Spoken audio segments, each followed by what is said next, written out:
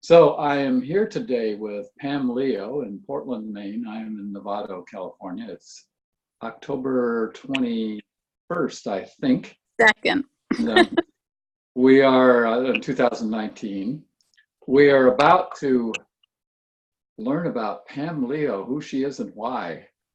And I met Pam spring of '99. I had seen a quote of yours on the cover of that magazine. What was its name?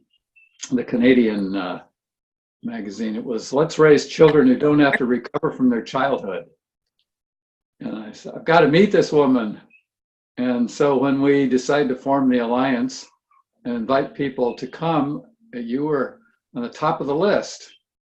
And we met at the Charlottesville airport, and we've been buddies ever since. Been to your house, stopped off to see you whenever we come through Maine, and just continue to admire your work. And now with your new work with the Book Fairy Pantry project, which we'll get into. So take it away, Pam. Let's start with when you first knew you were going to be doing this work.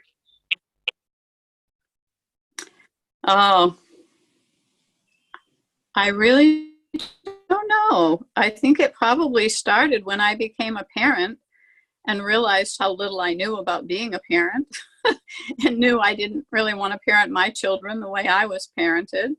So I just started reading everything I could find on child development, all the self-help books, and it just progressed from there. I was a family child care provider, so I began sharing all the things I was reading about with the families I worked with and other child care providers, and that led to doing some training with parents and other child care providers.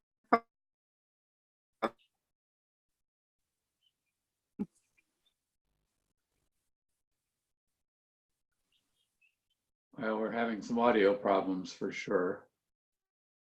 Are you there? Hmm.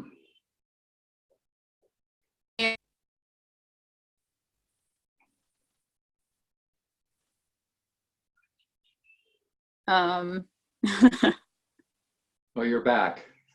I'm back. See if we can keep it going a little longer here. Maybe have to turn off the cameras. So yeah, I remember seeing your library the first time. Like, wow, you're a reader.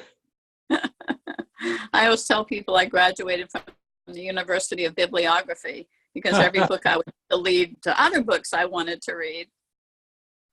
Yeah, wow. So you went from being a childcare provider to teaching classes. That's what you were up to when I met you.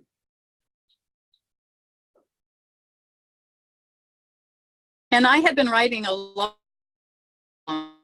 parenting paper called the Empowered Parents Column. And I always knew that I wanted to write a book about the things I had learned. And I kept thinking, well, I don't have all the pieces of the puzzle yet. And then I finally realized I'll never have all the pieces of the puzzle because there will always be new ones being discovered. So I decided that I would write about the ones I had at that point.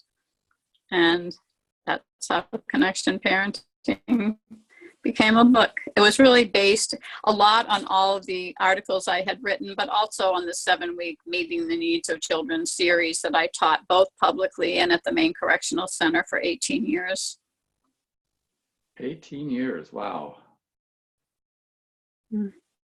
I was a newbie when I came into it, and from adult wellness, and learned about attachment parenting and met Jim Prescott and Suzanne Arms, and then but you were a seasoned veteran by then. Well, it was funny. I was teaching Meeting the Needs of Children for many years before I read Magical Child. And boom, it was like when I read that, Joseph Chilton Pierce became my hero because he made it clear to me why we met the emotional needs of children was to create that attachment and that bond and how necessary that is to all children and parents. So again, I just kept learning more pieces and more pieces. So when you dangled the carrot of getting to meet Joseph Chilton Pierce, I'd have flown anywhere to do that. And you weren't big on flying at that point either. I still am not, but if it's worth it, I do it. I don't do it lightly, but when it's really important, I do it.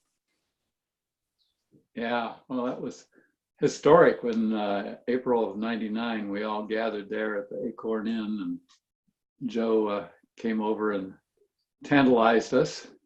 He did. So you then became a grandmother. Well, you Yes. had, and Maggie was with you in a number Yes. of the meetings that we came to, because she was about Sienna's age. Yep. She's 23 now. Oh, wow. She was 2 when we flew to Virginia to meet all of you. Yeah. So, I was wearing her and then Joe came to Maine, and that was awesome. I brought him to Maine. We had 400 parents come to hear him over 2 days. And to this day, people walk up to me on the street or at events and say, thank you so much for bringing him to Maine. It totally changed how I parented my children, who are now grown, because it was so many years ago. Wonderful. I didn't remember that. Huh. Yeah. Wow. So your involvement in local support there in Maine was intense. I remember coming to a class when I visited you once and watching you in action. And That's right. I forgot that too. yeah. So, and now you've completely, well, after publishing Connection Parenting, you went on a sabbatical, and then you came back with a totally new project that is intriguing me as well. And I just learned that there is a food pantry here in the Canal District as part of the outreach for the large Latinx population in Marin. And I just sent an email off this morning to the coordinator to see if we could get books, because Yvonne has access to a lot of Spanish children books at the school where she works that are abandoned. So we are getting those books to them. But say how you got into the Book Fairy Pantry project. Well, I have a great grandson who was born 3 years ago. And when he was born, I was writing a letter to my granddaughter telling her how important it was going to be to start now reading to him every day. And somehow that letter morphed into a poem that ended up being titled, Please Read to Me. And I was so stunned by it, because I don't normally write poetry, that I said, this is a gift. And who might want this gift? So I just started Googling family literacy, early literacy projects to see who I might send it to. And on every one, I read the statistic that 2/3 of the 15.5 million children living in poverty in this country do not have one book to call their own. And I was so stunned. I just couldn't believe in our country, with all that we have, that this could even be so. And that meant 10 million children go to bed every night without a bedtime story. And I just thought to myself, you know what? I can't really, as one person, do something about poverty, but I can sure do something about getting books into children's homes. I shop at Goodwill all the time. I see so many books that people just donate to them. And I thought, okay, we have to find a way to get the gently used books from the people who have them to the people who need them. And in Maine, 1 in 5 children is food insecure. 1 in 4 is not learning to read. It's the same child. It's the children who have no books in their home in the preschool years and therefore are not being read to. And so it was really kind of like a light bulb went off. The food pantries. Every community has a food pantry. If parents are there getting food, if they could also get books for their children, we would be targeting the very place where they're needed. And in the 18 years that I taught at the prison, one of the things those parents taught me was that no matter what their parenting circumstance is, parents want to do for their own children. And many of the websites that I found, or the literacy projects, had been discontinued because they lost funding. So when I thought about how to set up my project, I knew I wanted it to be grassroots, all volunteer, all donation, and it's working. The food pantries were overwhelmingly said yes when I would go around to them. And it was so easy. I can't even tell you how easy it was. I could not have done it without the support of the Alliance for Transforming the Lives of Children, because I needed a logo and a website and promotional materials. So with that support and the support of what is now Kindred, Families for Conscious Living, all the pieces came together for me. And I just started. I've spent the last 3 years really community building. I mean, yes, we've been giving out books all this time, but most of it has been getting the whole community on board with the idea of community supported literacy. That it's shouldn't just be up to the parents, that we need to support parents in making sure their children have books. And it is the joy of my life. I love it. And it's actually not disconnected from my connection parenting work, because one of the strongest ways we connect with children is through reading with them. I could maybe not see my grandchildren who live 5 minutes away for a whole week, but if I walk in and sit down and start reading with them, we're immediately reconnected. So I get to do a lot of workshops where I incorporate connection parenting into the literacy. I'm doing work now with doulas and childbirth educators to get books, free books given out to expectant parents so they can start reading in utero, so that habit and that practice is already established before the children are even born. I mean, we have a lot of organizations that give books to new parents, but new parents are overwhelmed with everything else that's new to them. So if we can get the books in there before the baby comes, I think we have a much better chance of having parents take that on as part of the way they want to be parents, is reading to their children. So it's very exciting. It changes every day. New things happen every day.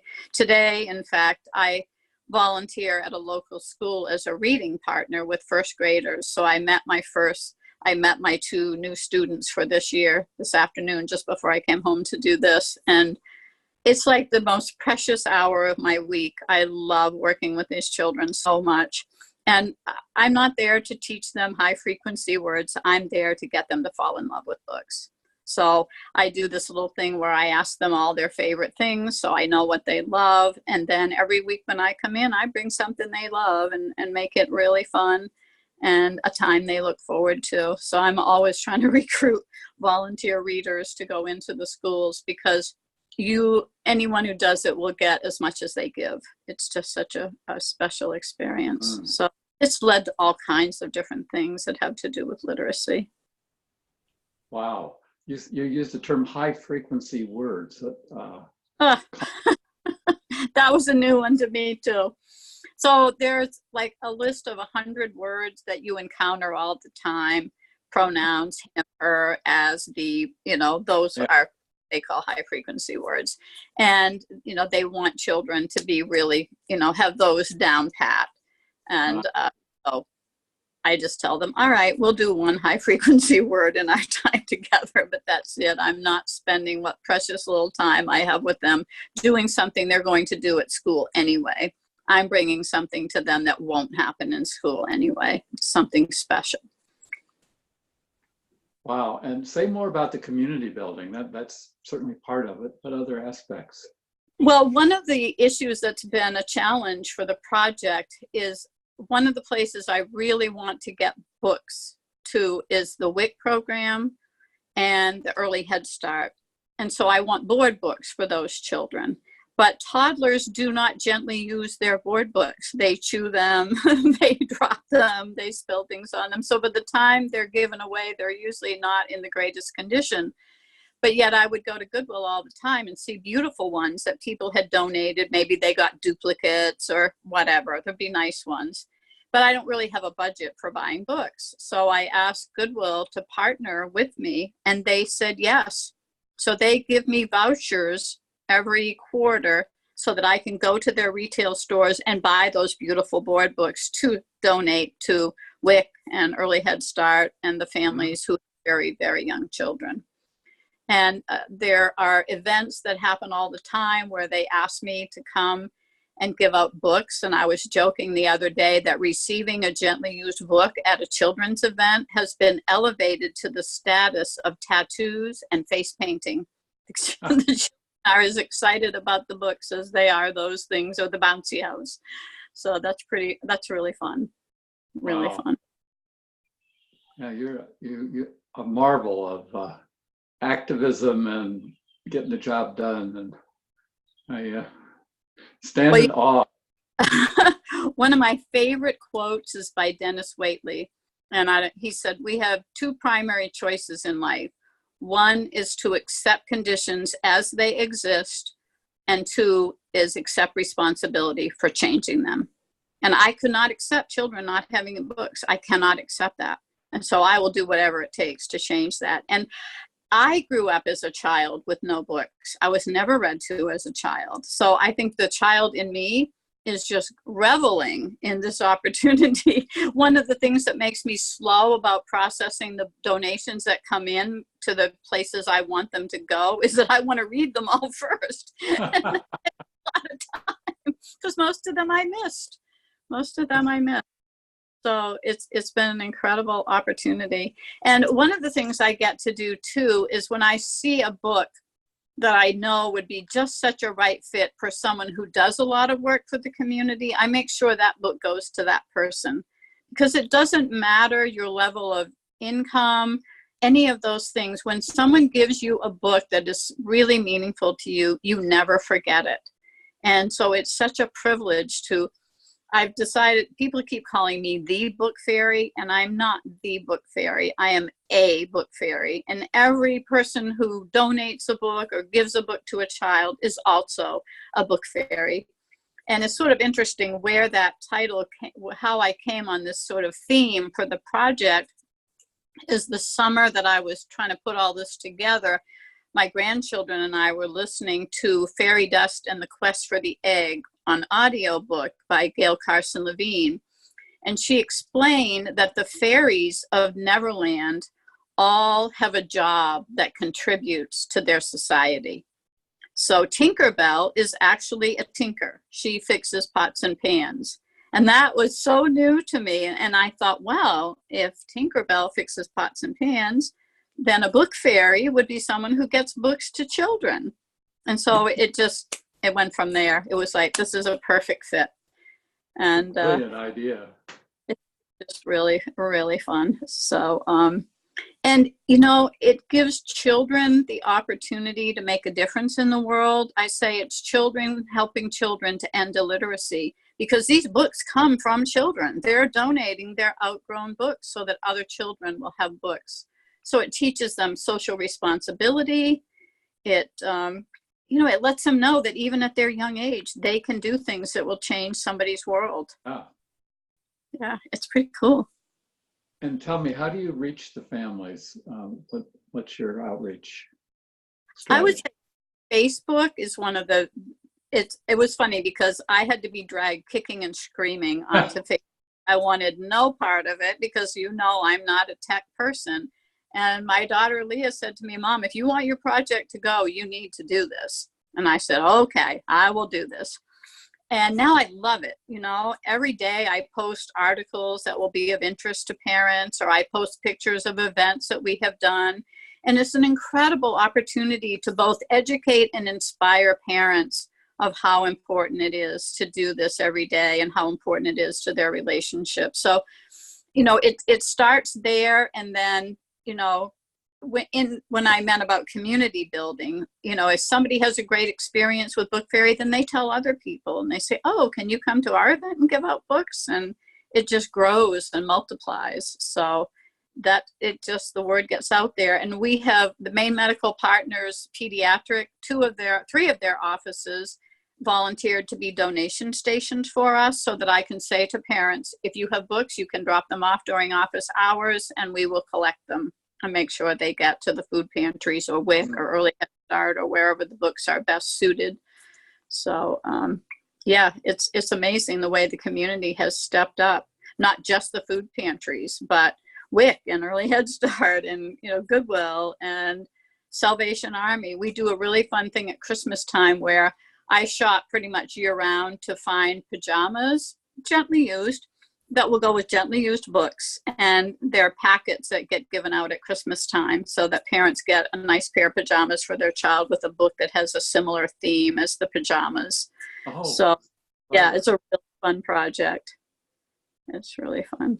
now you've got your local Portland region, but you have other places. How many other places do you have now online? I don't even know the number now, but it is in Australia. I remember there's one up there near Brisbane. Yeah. It's about to be in Africa. It's in many of the other states in the US. It keeps growing, and you know, largely because of Facebook, because you know, someone will read the posts about it and hear about it, and they'll email me and say, how can we do this? And everything to do it is completely set up on the website. Anyone who said, gee, I'd like to see that happen in our community, if they just go to the Book Fairy Pantry Project website, every single step they would need to take is right there for them. And ideally, the way that it works, people say, what's the help you most need?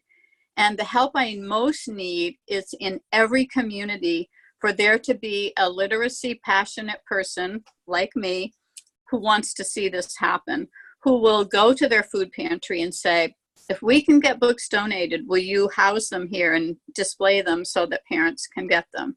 And then go to their elementary school and say, could we do a book drive? Because it's the elementary school children who have the books we most want for the preschool children, and that they're outgrown and they're ready to pass on. Mm-hmm. And then go to the library and ask the library to be a donation station. So you do the book drive with the elementary school first to get your food pantry set up with a supply of books. But then you have the ongoing donations at the library so that either someone from the library will take them to the food pantry or someone from the food pantry will come get them from the library. Then you have a year-round source to replenish your books as they get taken. So every community can do. I got sent pictures where somebody did a little free library, which is so awesome. And they put the Book Fairy logo on the door of the little free library. I was so excited when I saw it. So a lot of it is just word of mouth of people saying, yes, this needs to happen. This is a great idea. There needs to be no children with no books. Yeah. Well, wow. Yeah, it's amazing what you've done in what, 3 years? 3 years. Yeah, it is pretty exciting.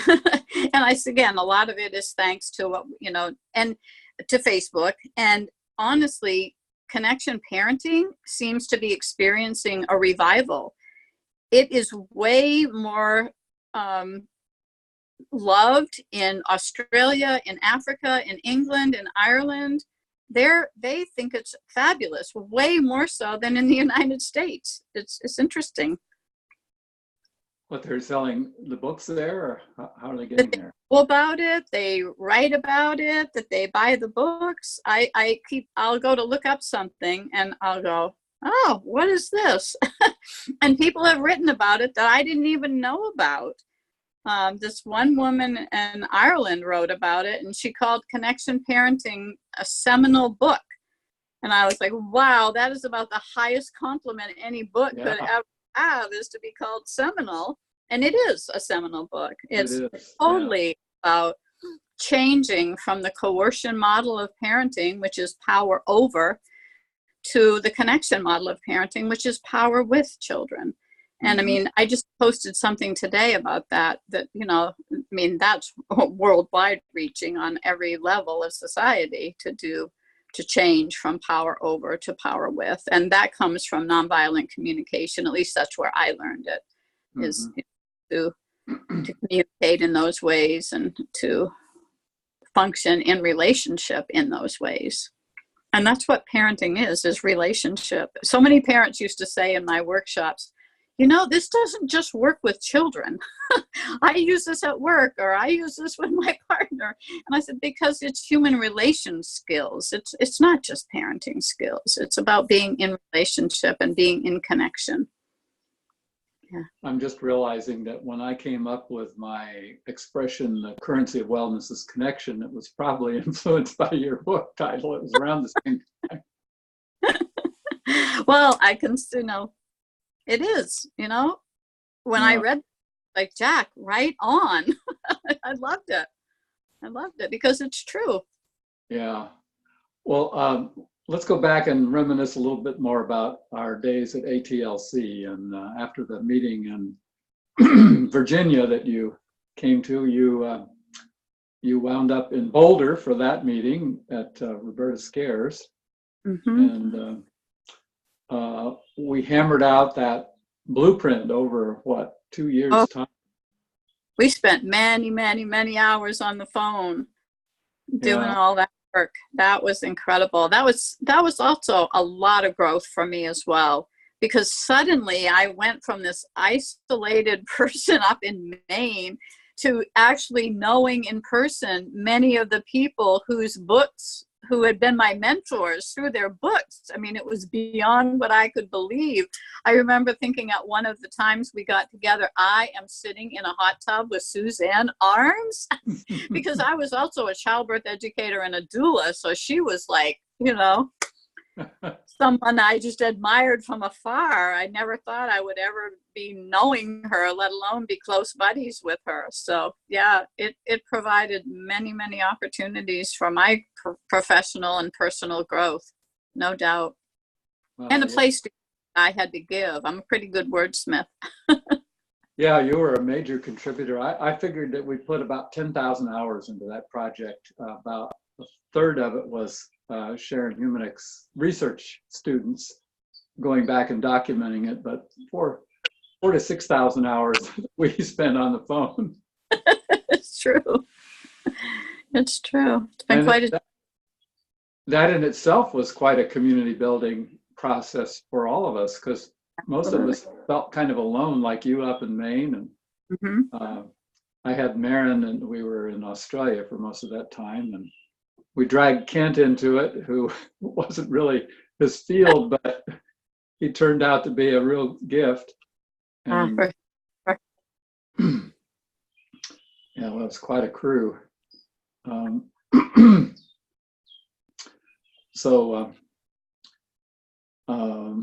community building, yeah, that's so important. And then it morphed into our connection calls, the CCC that you're a part of, that Suzanne is the mother of at this point, where many of us old ATLC folks and some new folks that we found have agreed to call in monthly and continue the kind of connection we had when we were working on those documents. But we don't have a project as our primary focus. It's more on personal support and what individual projects. Our projects.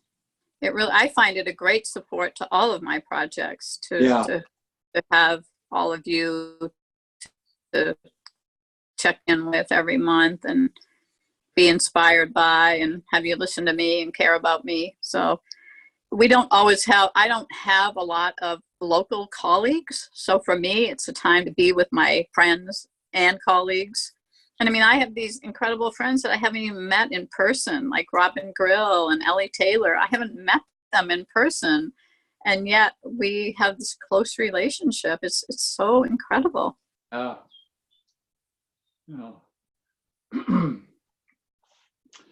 Any other tidbits from our ancient past that you want to share? I think one of the things that has been most valuable to me is how it confirmed for me that one person can make a difference. That, I mean, even my book being published, that came in a roundabout way of Karen Good knew Nancy Cleary of Wyatt Mackenzie Publishing. I mean, we all did everything we could to support each other's work.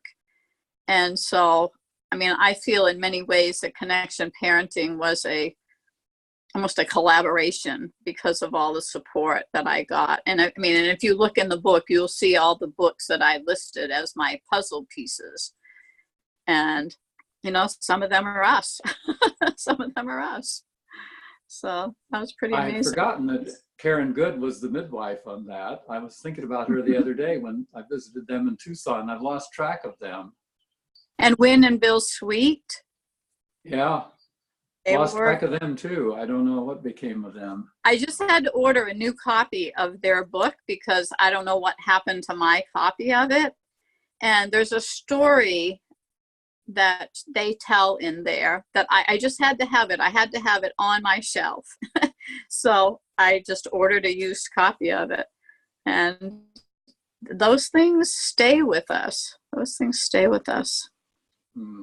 I know a lot of people, I guess, have come and gone that were part of that process, but I think there's a core group of us that are still working together, but they all made their contribution to it.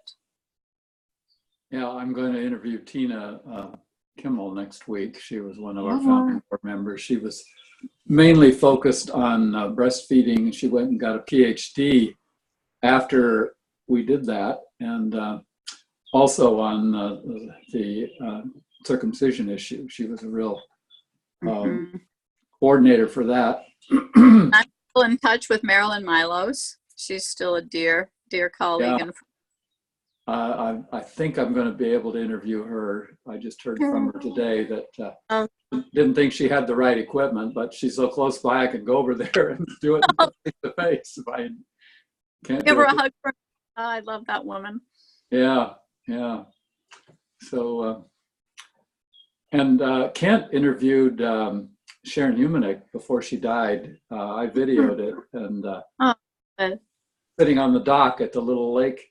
And I've got to find that and get it up on the website. But I made several DVDs of it for her granddaughter and so forth. Oh, what a treasure! What a time we had back there in the early noughties. Yeah, I know. It's hard to believe that was over 20 years ago.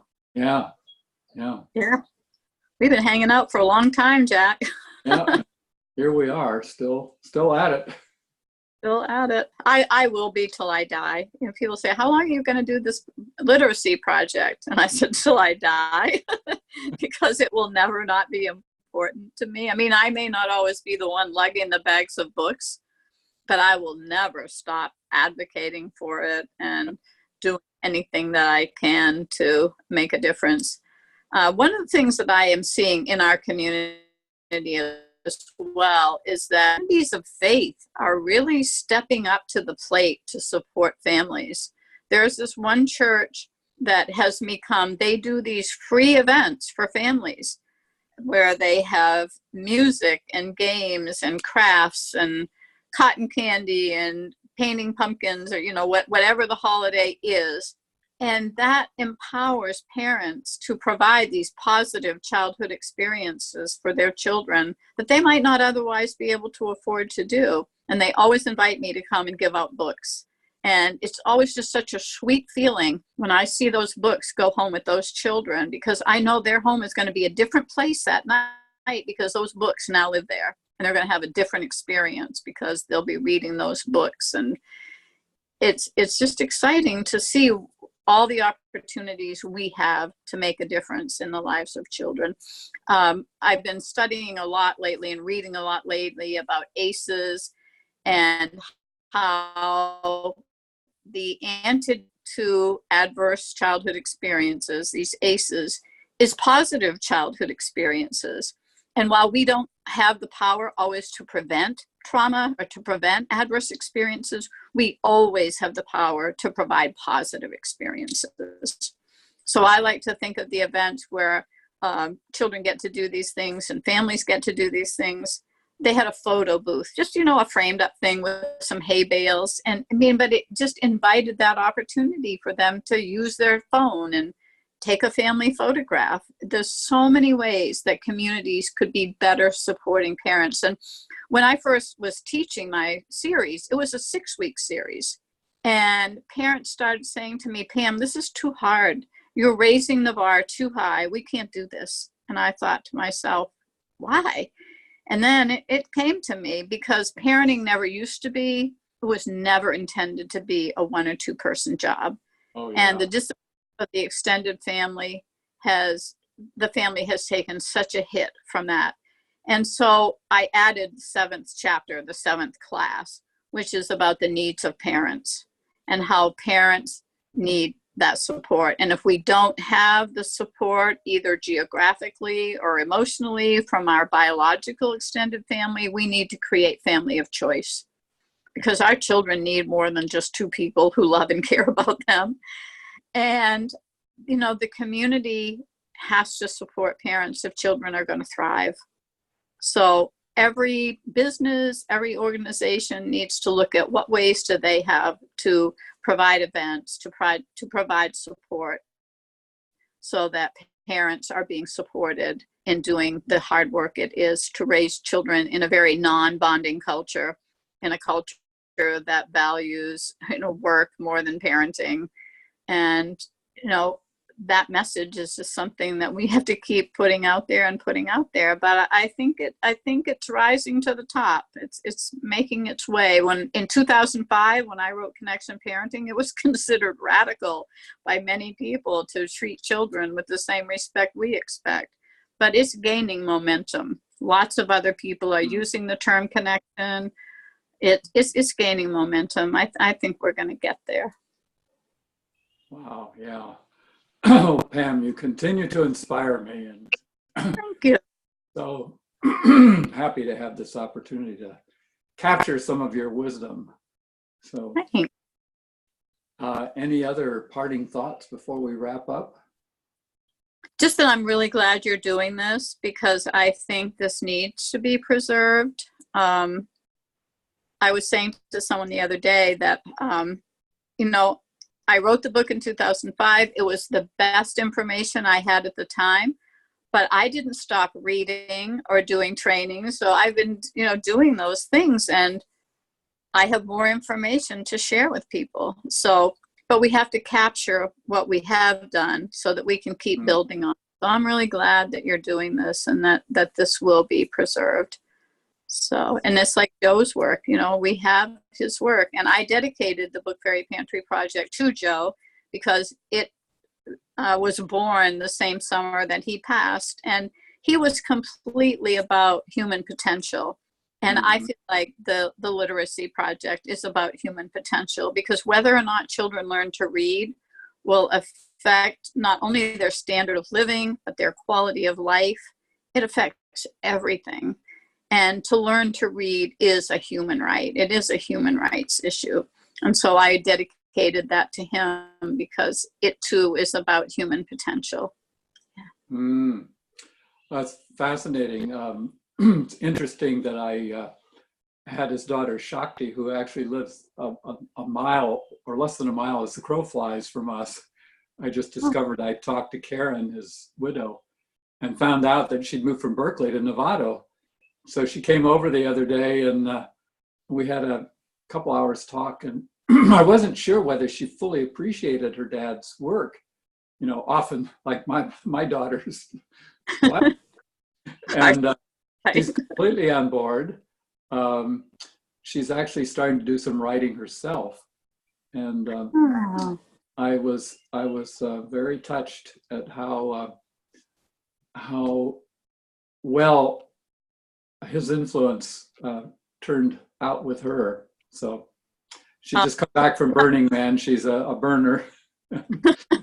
She teaches yoga as her main income, but she's starting to do some writing. So that's wonderful. Well, will you tell her I dedicated Book Fairy to her dad? I will. His endorsement on the cover of my book means more to me about my book than anything I could say. I will let her know that. Yeah, we're going to get together again soon. Okay. Well, I will wrap the recording up here, and thank you so much again for being available